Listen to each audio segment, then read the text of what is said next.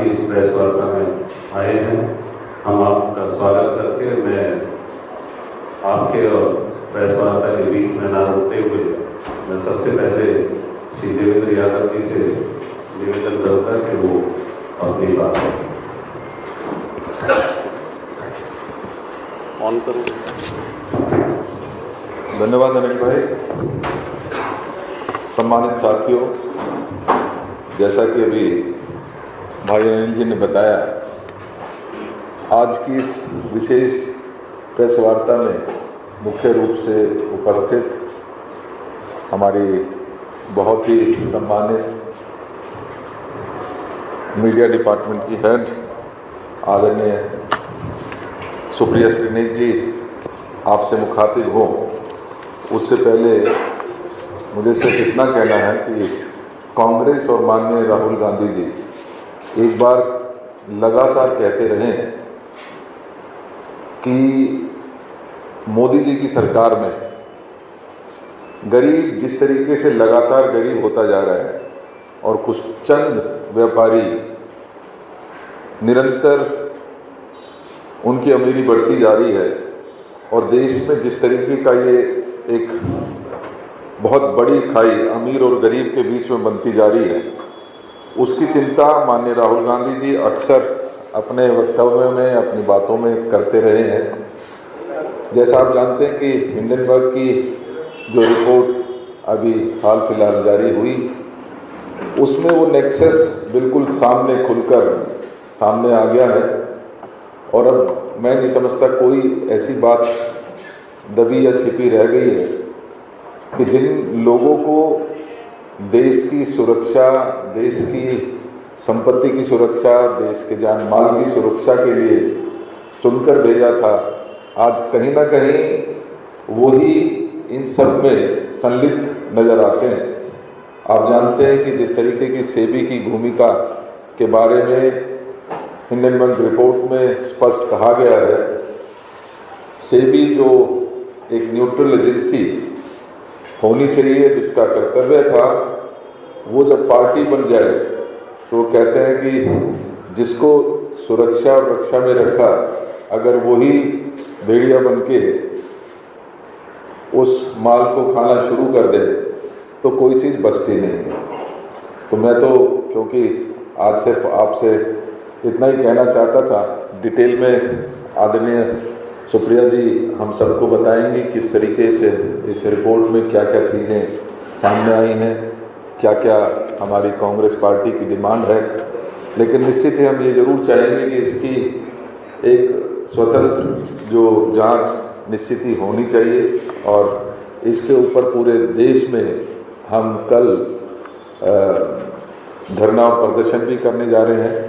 उसी क्रम में दिल्ली भी कल जंतर मंतर पर एक बड़ा धरना प्रदर्शन करने जा रही है।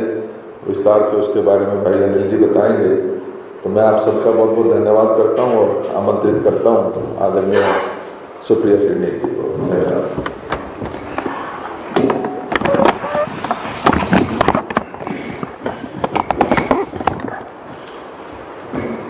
दिल्ली प्रदेश कांग्रेस के सम्मानित अध्यक्ष मेरे भाई श्री देवेंद्र यादव जी, मंच पर बैठे मेरे साथ अनिल भारद्वाज जी और आप सब पत्रकारों को मेरा प्रणाम। एक बहुत अहम मुद्दे पर यह प्रेस वार्ता है और मुद्दा अहम इसलिए है क्योंकि इस देश में अमीरों और गरीबों के बीच की जिस खाई का उल्लेख देवेंद्र भाई ने किया, वो इतनी बढ़ती जा रही है कि गरीब आदमी और गरीब होता जा रहा है और अमीर आदमी और अमीर होता जा रहा है।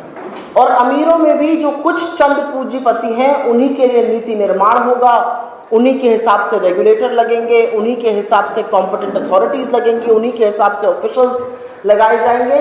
तो ये सब क्यों हो रहा है? मैं उत्तर प्रदेश से आती हूं और हमारे यहाँ एक कहावत है, जब सैया भय कोतवाल तो डर काहे का। और ये बात मैंने AICC के मंच से भी कही थी, तो यहाँ पर पुनः उसको दोहराना चाहती हूँ।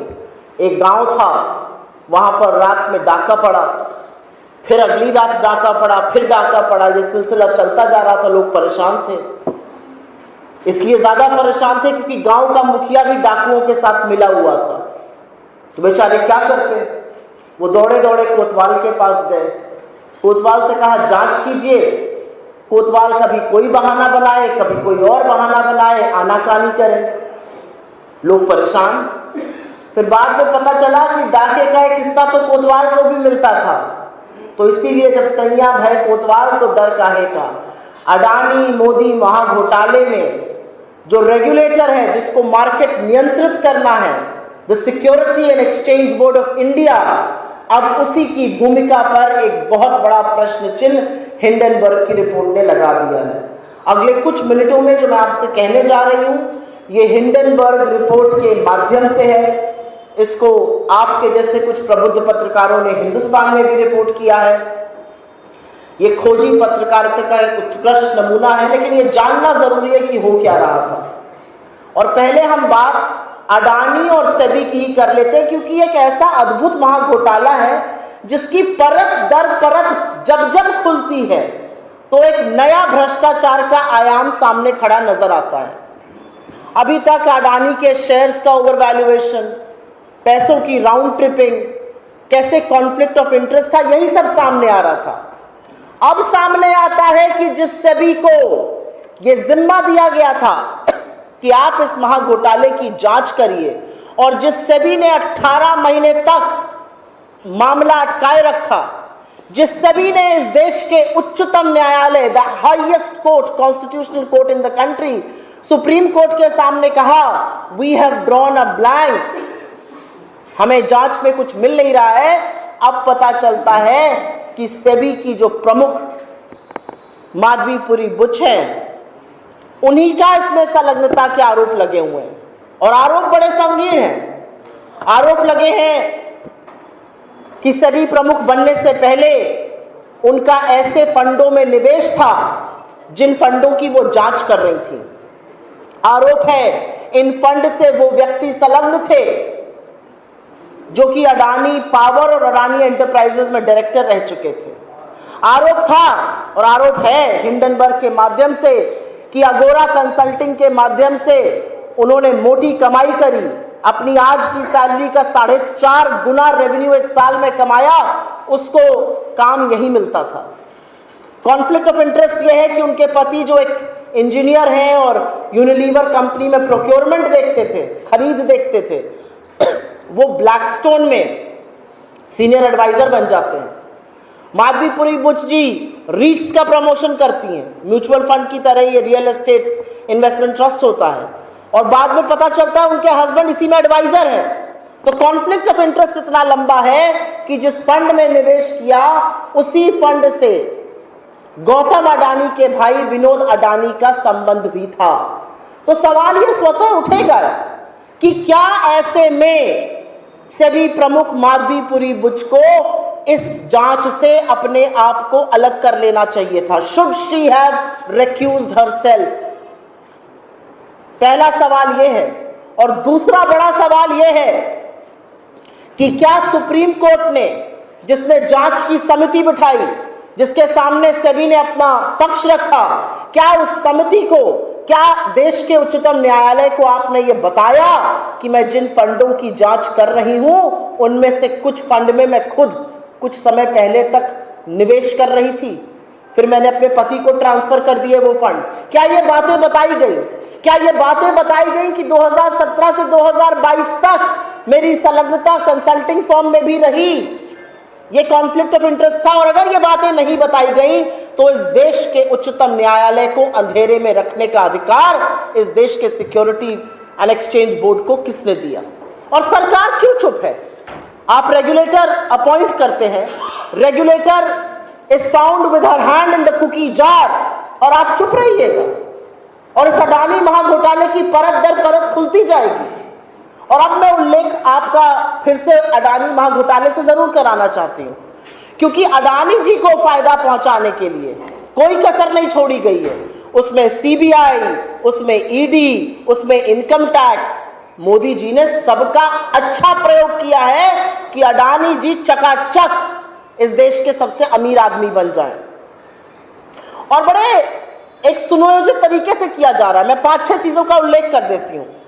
जून 2017 में एनडीटीवी पर छापा पड़ता है, प्रणय रॉय पर छापा पड़ता है। 6 मार्च 2023 को अडानी जी एनडीटीवी के मालिक बन जाते हैं।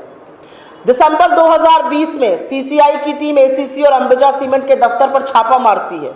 सितंबर 2022 में अडानी समूह अंबुजा सीमेंट को अधिग्रहित करके अब देश की दूसरी सबसे बड़ी सीमेंट कंपनी बन जाती है। ईडी मुंबई एयरपोर्ट में रेड्डीज जीवीके समूह पर छापा मारती है, उनको नोटिस भेजती है। 2020 में 2021 में मुंबई एयरपोर्ट अडानी एयरपोर्ट बन जाता है।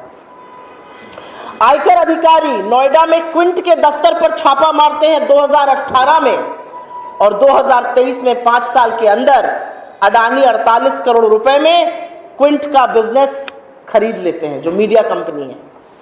नेल्लोर कृष्णापट्टनम पोर्ट में आयकर अधिकारी की छापेमारी होती है 2018 में, और 2020 में अडानी पोर्ट्स और एसईजेड कृष्णापट्टनम का अधिग्रहण कर लेता है।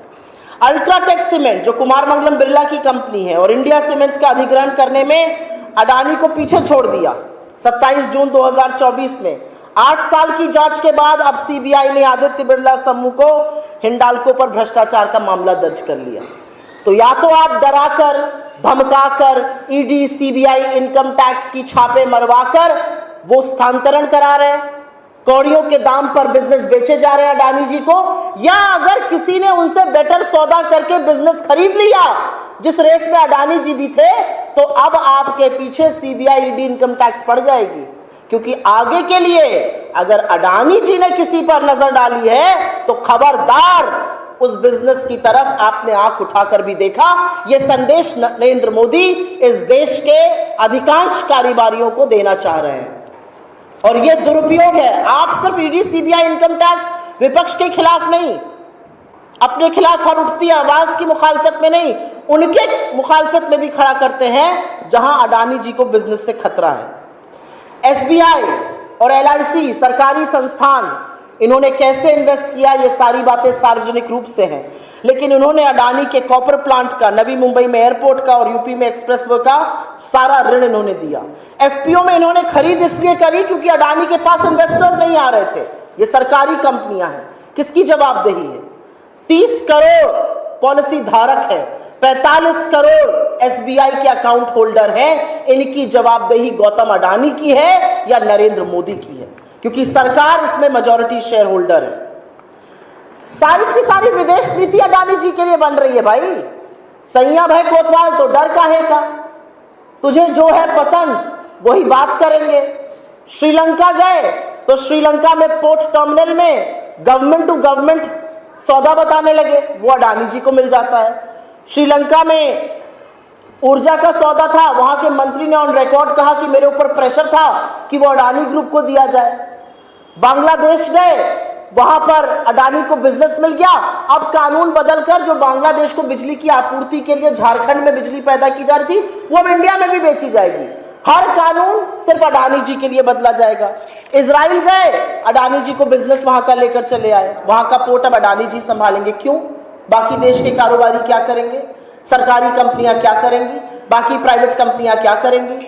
तो पूरी तरह से जो फॉरेन इन्वेस्टमेंट है, जो फॉरेन नीति है हमारी, जो फॉरेन पॉलिसी है, जो डिप्लोमेसी है, वो अडानी जी को बिजनेस दिलाने में है।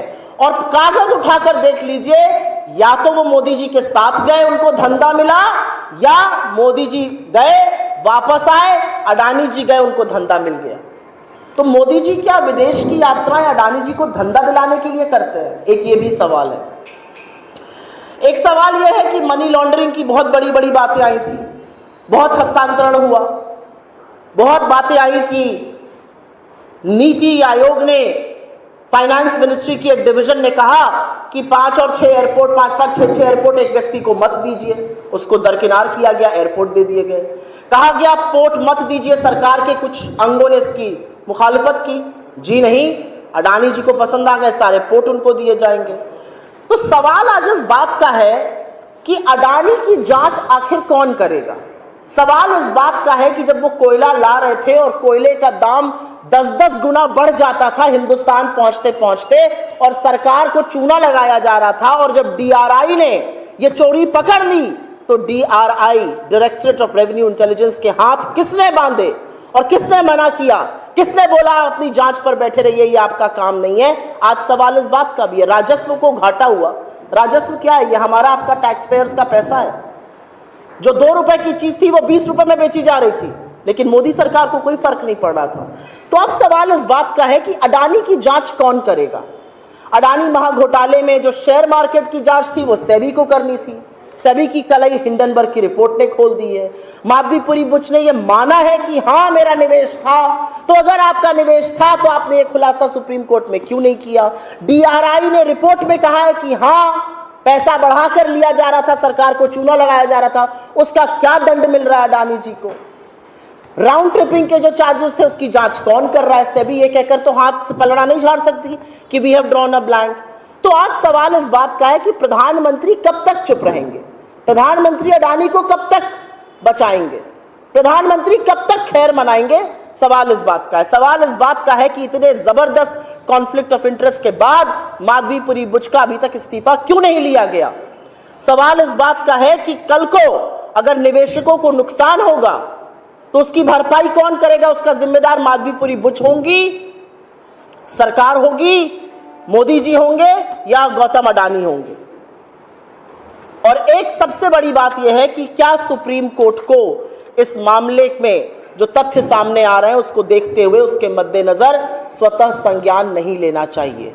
इस मंच से कांग्रेस पार्टी की विशेष अपील है कि इस पूरे प्रकरण का, इस पूरे मामले को एक बार दोबारा से खंगालने की जरूरत है, एक बार दोबारा से देखने की जरूरत है, क्योंकि जो डिसीजन सुप्रीम कोर्ट ने लिया था वो सेबी के एडमिशन पर लिया था और सेबी ने सुप्रीम कोर्ट को अंधेरे में रखा, उनको पूरा सच नहीं बताया गया, उनको कॉन्फ्लिक्ट ऑफ इंटरेस्ट से अवगत नहीं कराया गया। हमारा अपना मानना है कि अडानी महाघोटाले में लिप्त नरेंद्र मोदी इसकी जांच नहीं कर सकते हैं। इसकी जांच सिर्फ और सिर्फ जॉइंट पार्लियामेंट्री कमेटी, एक जेपीसी कर सकती है। जेपीसी का जो दायरा होता है वो व्यापक होता है। जेपीसी में हर दल का व्यक्ति शामिल रहता है। ये दलगत राजनीति से ऊपर होता है। इसमें आप एक्सपर्ट्स को बुला सकते हैं, आप उनकी सलाह ले सकते हैं, आप उनके इनपुट्स ले सकते हैं। बार बार जेपीसी की मांग से आखिर नरेंद्र मोदी क्यों भाग रहे हैं? दाढ़ी में ऐसा कौन सा वो तिनका है जिसको वो छुपा रहे हैं? क्योंकि नहीं, ये दाल में कंकड़ नहीं है, ये पूरी की पूरी दाल कंकड़ों से भरी और पूरी काली दाल है। इसलिए हमारी मांग है कि पार्लियामेंट के सुपरविजन में एक जेपीसी का गठन हो और जेपीसी इस महाघोटाले की जांच करे, क्योंकि इसमें रेगुलेटर संलग्न पाने की संभावना है, इसमें राउंड ट्रिपिंग का मामला है, इसमें काले धन का मामला है, इसमें राजस्व को घोटाला है, इसमें फेवरेटिज्म का मामला है, इसमें फॉरेन पॉलिसी को शामिल करने का मामला है। और इसकी जांच एक व्यापक एजेंसी कर सकती है और वो व्यापक एजेंसी सिर्फ और सिर्फ जेपीसी है। बहुत बहुत धन्यवाद।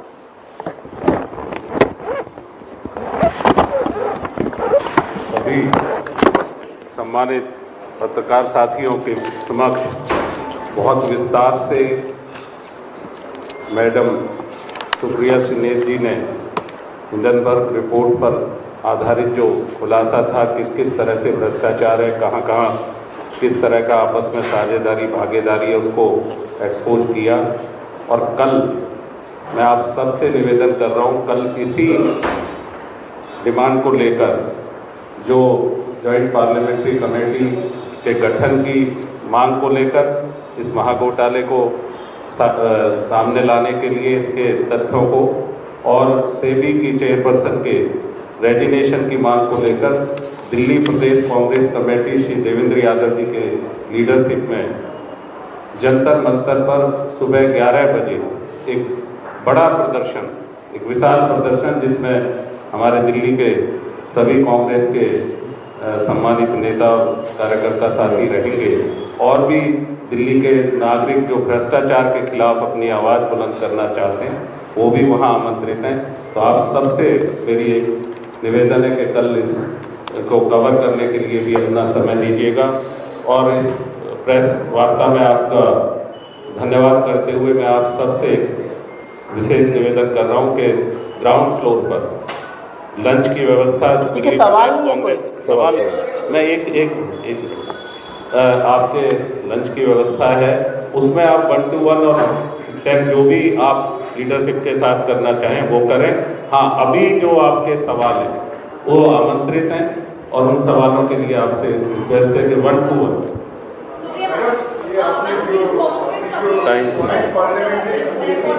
एक व्यक्ति पूछे तो मैं जरूर जवाब दूंगी, दोनों लोगों का जवाब देके जाऊंगी। जी बोलिए।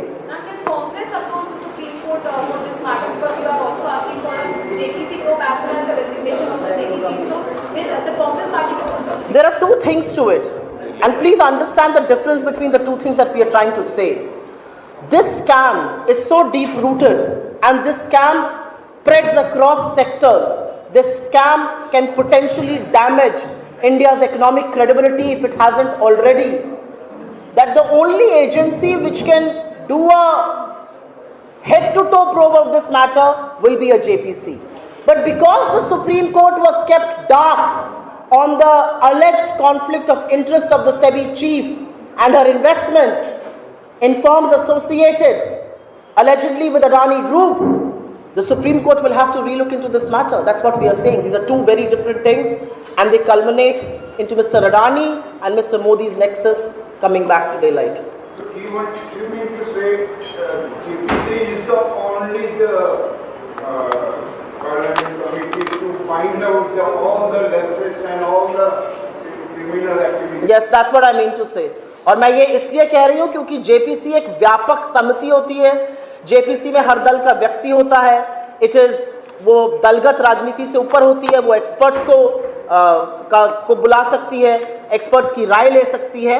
और पार्लियामेंट की देखरेख में इतना बड़ा घोटाला इस देश में हुआ है, दुनिया इसकी चर्चा कर रही है, और पार्लियामेंट में चुप्पी रहे, ये कैसे हो सकता है? सिद्धार्थ जी, एक सवाल एक जन। सिद्धार्थ जी, ये नहीं आप जानती हैं पीएससी चेयर अभी नए बने हैं किसी क्या पीएससी डायरेक्ट पीएससी जाते हैं, क्या पीएससी में भी चीज उठाई जाएगी, क्या जो उठाई जानी चाहिए? देखिए, हमारे सामने सारे मुद्दे खुले हुए हैं, हमारे सामने सारे रास्ते खुले हुए हैं। हमारे सामने एक रास्ता है कि हो सकता है हमारे पीएससी चेयरमैन इसको देखें। हमारे सामने ये रास्ता है कि हम सदन में फिर से इस पर जेपीसी की मांग करेंगे। इस देश में किसी को रत्ती भर संदेह नहीं है कि घोटाला हुआ है। तो अब लोग पूछ रहे हैं कि इस घोटाले की जांच कौन करेगा? आपने सेबी को दिया, सेबी की चीजें आ गई सामने, सेबी ने झूठ बोला, पूरा सच नहीं बताया सुप्रीम कोर्ट को इस रिपोर्ट के मुताबिक। तो इसकी जांच कौन करेगा? और सेबी का भी जो एक दायरा होता है वो व्यापक नहीं है। वो स्टॉक मार्केट मैनिपुलेशन का, स्टॉक ओवर मैनिपुलेशन की बातें कर सकता है। पूरी व्यापक जांच करना जेपीसी का काम है। हम जेपीसी की मांग करेंगे, और जैसा कि आपने कहा, क्योंकि वेणुगोपाल जी अब पीएससी के चेयरमैन हैं, जो सर्वसम्मति बनेगी, जो ठीक लगेगा पार्टी को, इंडिया गठबंधन को, हमारे सामने सारे रास्ते खुले हैं। राजेंद्र सुप्रीम कोर्ट को ऑर्डर लेना चाहिए। जब इतने व्यापक पैमाने पर सब हर तरफ से हो रहा है, जेपीसी का अगर वो मांग नहीं मानते हैं, तो क्या कोई पार्टी आप सुप्रीम कोर्ट में जा सकते हैं?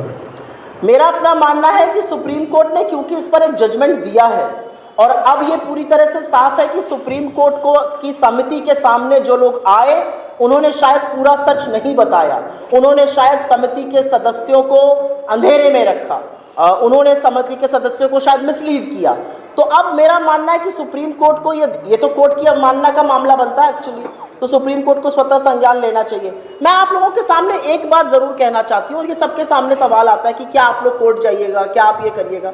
हम विपक्ष में हैं, हमारा काम है चुनी हुई सरकार को जवाबदेह बनाना, हमारा काम है सरकार को कटघरे में खड़ा करके वो सवाल पूछना तो देश की जनता उनसे पूछना चाहती है। लेकिन सरकार का भी तो कोई दायित्व है ना।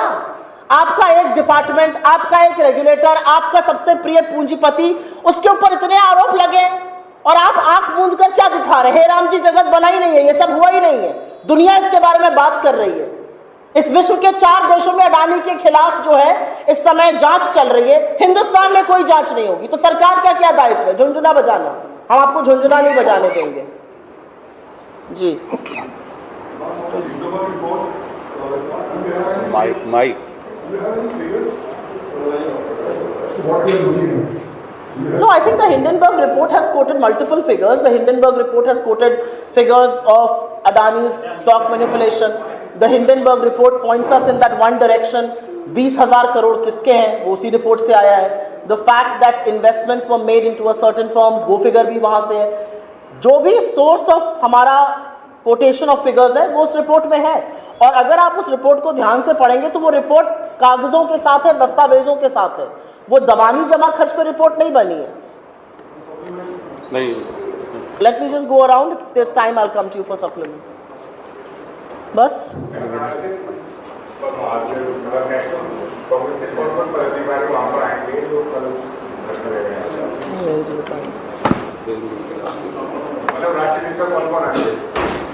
अभी सभी को इनविटेशन है, क्योंकि ये पूरे देश में होने जा रहा है, तो सभी लीडर्स अपने अपने स्टेट में भी पार्टिसिपेट करेंगे, लेकिन निश्चित ही ऑल इंडिया कांग्रेस कमेटी की तरफ से बहुत सारे सीनियर लीडर्स दिल्ली में जो भी उपलब्ध रहेंगे वो आएंगे।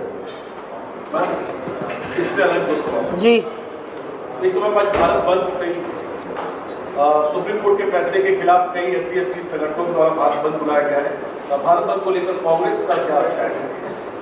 हमारा हर चीज को लेकर एक स्टैंड है कि इस देश का सबसे पवित्र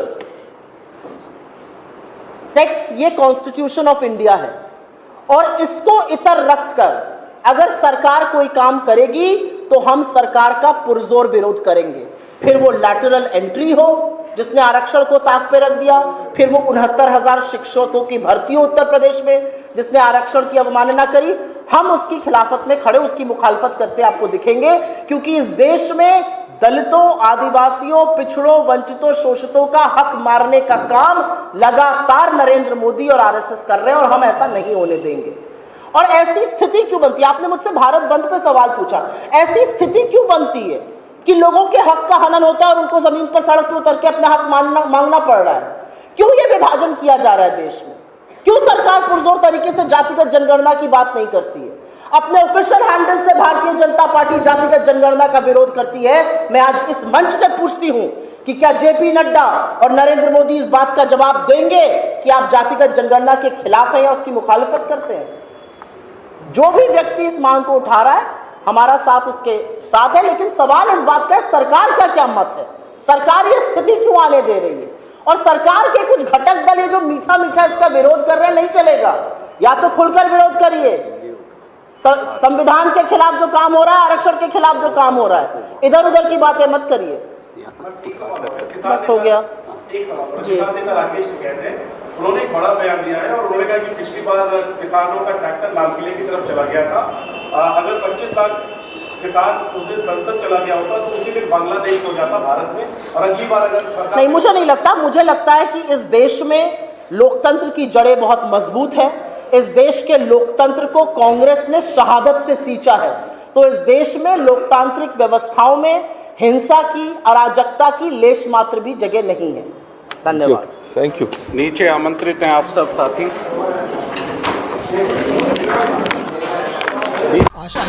आशा है ये कार्यक्रम आपको पसंद आया होगा। इस वीडियो को ज़्यादा से ज़्यादा शेयर करें, लाइक करें और कमेंट करके बताएं आपकी राय क्या है। और अगर आपने हमारा YouTube चैनल अभी तक सब्सक्राइब नहीं किया है तो तुरंत इसको सब्सक्राइब कर लीजिए और बेल आइकन भी दबा दीजिएगा, ताकि अगली जब वीडियो अपलोड हो तो आपके पास इसका नोटिफिकेशन पहुँच सके। और अगर आपने हमारा